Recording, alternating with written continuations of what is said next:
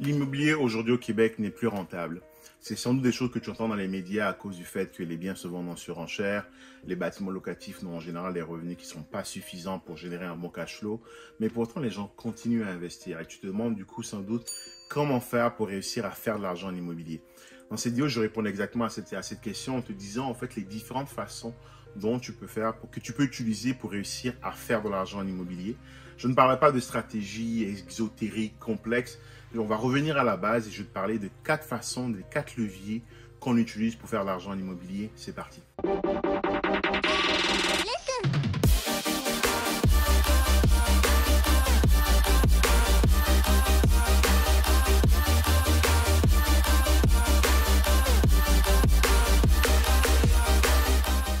Salut, je m'appelle Uriel, je suis un investisseur immobilier. Je suis actuellement dans l'un de mes bâtiments qui est en mode grosse rénovation parce que l'idée ici, justement, c'est de pouvoir faire de belles rénovations pour en augmenter la valeur.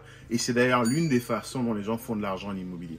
Dans cette vidéo, je te parlerai de 4 façons. Je te parlerai du cash flow, je parlerai de la prise de valeur qui est la deuxième façon dont on fait de l'argent en immobilier. Je parlerai aussi du remboursement de la dette et je finirai en parlant des avantages fiscaux. C'est parti. Si sans doute tu commences en immobilier, ton focus est sans doute sur le cash flow, mais c'est pas la seule façon de regarder l'immobilier. Il y a d'autres façons, comme je l'ai dit tout à l'heure. Et la raison, on va peut-être commencer par identifier pourquoi est-ce qu'aujourd'hui il y a de moins en moins de cash flow en apparence quand on regarde un bâtiment. C'est parce que tout simplement, quand tu regardes un bâtiment aujourd'hui, au Québec, les bâtiments ont pris beaucoup de valeur. Il y a eu une très forte appréciation pour une cause qui est toute simple, l'offre et la demande. Il y a très peu d'offres, mais il y a énormément de demandes. Les marchés boursiers sont très instables. Les taux d'emprunt sont très faibles aujourd'hui. Et donc, les gens ont de plus en plus d'argent et donc la facilité à entrer dans le marché. Je t'invite d'ailleurs à regarder ma vidéo dans laquelle je te parle du fait qu'il n'y aura pas de crash en 2022 en immobilier. Parce que justement, aujourd'hui, tous les éléments que je viens de citer font qu'il y a une très forte demande, mais il y a très peu d'inventaire, très peu d'offres. Je te donne un exemple. Si tu es propriétaire aujourd'hui et que tu es convaincu que d'ici quelques mois, les prix vont continuer à augmenter, tu es très peu enclin à vouloir vendre ton bâtiment. Et c'est pour ça qu'il y a très peu de biens aujourd'hui sur le marché. Et c'est ce qui pousse les prix vers le haut. Par contre, au Québec, l'autre élément à prendre en compte, c'est qu'on a un contrôle des loyers à travers différents mécanismes de la Régie du logement ou du tribunal administratif du logement. Et par conséquent, les prix ont augmenté, mais les loyers n'ont pas augmenté. Ce qui fait qu'aujourd'hui, quand tu regardes un peu en face value, quand tu regardes un peu directement les biens, la plupart du temps, en première approche, le cash flow n'est pas existant. Donc, qu'est-ce que c'est le cash flow? Je t'en parle depuis tout à l'heure. Le cash flow, ultimement, c'est la différence entre ce que tu collectes comme revenu et ce que tu dépenses. Donc, ce que tu collectes comme revenu en général sur un bâtiment locatif. Donc, ça va être les loyers, mais ça peut aussi être, par exemple, si tu charges un certain montant pour le parking ou si, par exemple, tu charges l'accès à la buanderie ou si tu charges des services comme l'Internet. Tout ça va constituer tes revenus. Les dépenses, très souvent, ça va être les taxes municipales scolaires, l'énergie, les assurances et tous les autres frais que tu pourrais avoir, à savoir par exemple le déneigement, la personne qui vient tondre le gazon, ce genre de choses. Une dépense importante aussi que tu dois prendre en compte, c'est bien sûr tes paiements hypothécaires, donc ce que tu payes à la banque tous les mois. Et une fois qu'on fait la somme de tout ça, on a ce qu'on appelle finalement tes dépenses et tu soustrais tout ça de tes revenus pour obtenir ton cash flow. Et effectivement, aujourd'hui, il y en a de moins en moins. Malgré le fait qu'il y en ait moins, tu peux quand même réussir à t'en sortir au niveau du cash flow et ça en mettant en place plusieurs stratégies, comme par exemple le fait d'ajouter des services additionnels à tes locataires comme le Wi-Fi par exemple, ou le fait par exemple de faire des rénovations en te mettant d'accord avec eux pour pouvoir augmenter les loyers. Deuxième façon de réussir à faire de l'argent en immobilier, c'est aussi justement à travers ce qu'on appelle le remboursement de la dette. Ça n'a l'air de rien, mais chaque mois, quand tu payes ton hypothèque, tu payes ton mortgage, il y a une partie qui part vers les intérêts, une partie qui part vers ce qu'on appelle le capital ou le principal. En gros, tu achètes un bâtiment à 500 000, tu mets 100 000 de mise de fonds, tu as une dette de 400 000. Tous les mois, tu as un paiement, disons, de 2 000 $, dont la moitié va en intérêt et l'autre moitié va en capital, en principal. Chaque mois, quand tu rembourses une hypothèque, la dette que tu dois diminue.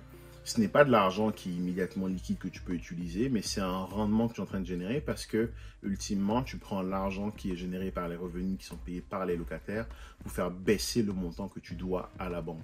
Ce que ça fait, c'est que ça vient augmenter la valeur nette, et retiens bien ce terme, la valeur nette qui est disponible sur ton bâtiment. Et c'est aussi une façon de faire de l'argent en immobilier, c'est-à-dire que oui, ce n'est pas du cash directement dans ta poche, mais c'est de l'argent que tu es en train de générer. L'autre point aussi, c'est que contre la beauté du système économique canadien, on va dire nord-américain de façon générale, c'est que Bien que ce montant en apparence ne soit pas liquide, ne soit pas disponible tout de suite, il peut l'être à travers ce qu'on appelle le refinancement. Le refinancement, qu'est-ce que c'est? C'est que les banques font un calcul en disant, je vais prendre la valeur du bien, je la multiplie par 80%, je vais retirer ce que tu me dois et la différence, je vais te la redonner. Donc, considère que chaque mois, quand tu rembourses de la dette et que ce montant il diminue, à un moment, quand tu auras assez de valeur, tu pourras récupérer cet argent à travers le refinancement. C'est quelque chose qui est propre au système financier nord-américain, mais qui est vraiment intéressant parce que c'est ce qui va te permettre de pouvoir enchaîner les acquisitions. Troisième façon de faire l'argent en immobilier, c'est à travers la prise de valeur. Il y a eu une très très forte prise de valeur sur les 5 dernières années au Québec et au Canada de façon générale. J'ai vu récemment une statistique qui disait que sur les 20 dernières années, le Canada était le pays qui avait pris le plus de valeur. Donc un bien qui était acheté par exemple il y a 20 ans à 500 000, aujourd'hui vaudrait 1 350 000 parce qu'on parle d'une augmentation de 168%. Ça a l'air de rien, mais quand tu achètes un bâtiment et qu'au bout d'un certain moment il a pris de la valeur, on va prendre l'exemple simple qui est que tu achètes un bâtiment aujourd'hui à 500 000, 2 ans plus tard il vaut 600 000, ultimement tu viens de faire 100 000. À nouveau, ce n'est pas de l'argent qui est liquide et qui est dans ta poche, contrairement au cash flow, mais c'est de l'argent qui contribue à ta richesse, à ton wealth, à ton net worth, et c'est un montant que tu peux utiliser avec les instruments bancaires afin de pouvoir lever des fonds par exemple. Faisons un peu un calcul, l'exemple que je viens de te donner n'est pas extraordinaire. Acheter un bien qui prend 100 000 en 2-3 ans, c'est assez fréquent sur les dernières années. Donc si tu avais mis par exemple 100 000 de mise de fonds pour acheter un bien à 500 000 et qu'aujourd'hui il vaut 600 000, ultimement tu viens de doubler ton argent et ça en un espace de temps qui est très court. Donc c'est vraiment intéressant, c'est important d'en prendre compte. Ce n'est peut-être pas de l'argent qui est liquide, utilisable tout de suite, mais c'est de l'argent, c'est de la valeur que tu es en train de créer et c'est de la valeur que tu n'aurais pas créée par exemple si tu avais laissé cet argent dans ton portefeuille ou dans ta banque. Donc c'est pour ça qu'on dit que l'immobilier, même quand on dort, on fait de l'argent et ça c'est un bon exemple. Quatrième façon de faire de l'argent grâce à l'immobilier, c'est notamment à travers ce qu'on appelle les avantages fiscaux. Ce que tu dois savoir, c'est que chaque fois que tu te déplaces pour aller voir un de tes bâtiments, pour aller faire une réparation ou pour aller rencontrer un locataire ou aller collecter un loyer, tu peux déduire un certain montant au niveau de tes revenus quand tu fais ta déclaration de revenus. Ce que je veux dire par là, c'est que si ta voiture, par exemple, tu t'en sers pour faire 100 000 km à l'année et que derrière, sur ces 100 000 km, il y a 10 000 km qui sont utilisés pour aller visiter tes bâtiments, tu peux de facto déduire 10% de toutes les dépenses associées à ton véhicule lorsque tu vas faire ta déclaration d'impôt. Donc, si cette année, par exemple, tu avais fait, par exemple, tu avais payé des impôts sur un montant de 50 000, bah, en prenant l'exemple qu'on vient de prendre, tu peux retirer 10 000 dollars.